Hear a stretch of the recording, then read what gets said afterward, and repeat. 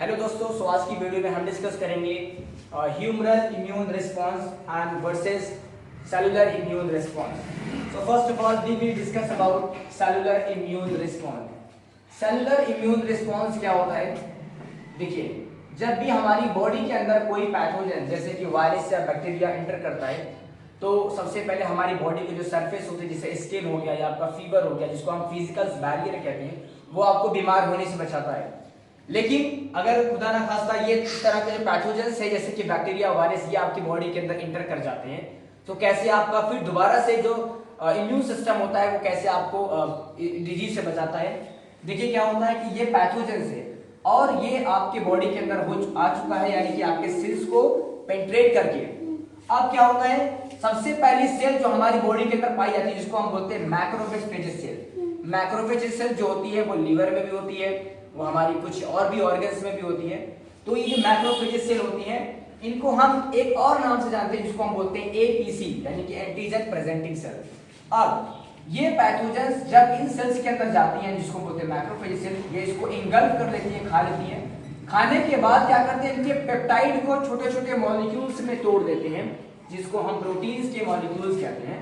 और ये प्रोटीन्स के मॉलिक्यूल्स को रिप्रेजेंट करती हैं अपनी बॉडी के सरफेस के ऊपर, जिसकी मदद से वो करते हैं, उनको हम बोलते हैं एमएचसी। एमएचसी का फुल फॉर्म होता है मेजर हिस्टोकम्पैबिलिटी कॉम्प्लेक्स। अब ये पैथोजेंस को क्या करते हैं, जब हमारी दूसरी वाली सेल जैसे कि मैं बना दे रहा हूं T helper cell, this is T helper cell.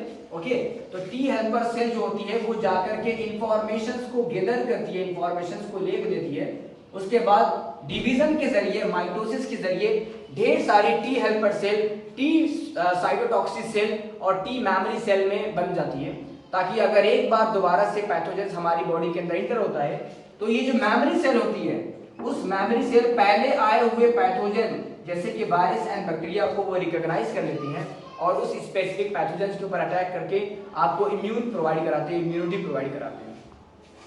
तो जिसके अंदर से साइटोटॉक्सिस का मतलब होता है जहरीली सेल, यानी इसकी बॉडी से कुछ केमिकल रिलीज होता है और ये केमिकल्स बहुत ही ज्यादा टॉक्सिक होते हैं, किसके लिए, उस पैथोजेंस के लिए जो आपकी बॉडी के अंदर आए हुए थे।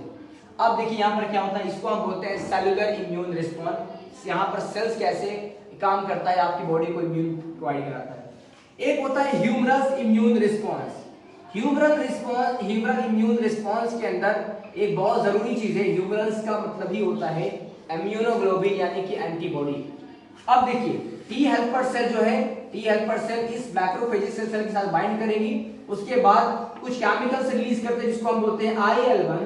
ये IL-1 जो है वो डिवीजन करने की कैपेबिलिटी रखता है, तो ढेर सारे जो है वो टी हेल्पर सेल और भी डिवाइड होंगे, ढेर सारे टी हेल्पर सेल बनाएंगे ताकि हर एक मैक्रोफेज से इंफॉर्मेशन ले सके।